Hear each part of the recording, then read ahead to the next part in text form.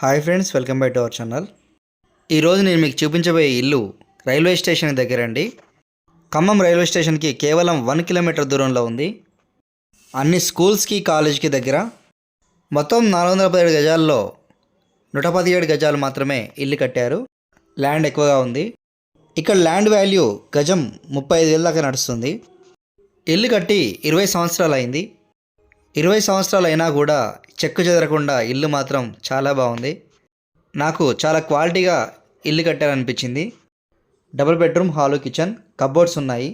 ఇల్లుకు సంబంధించిన details video డిస్క్రిప్షన్లో mention చేశాను, చూడండి.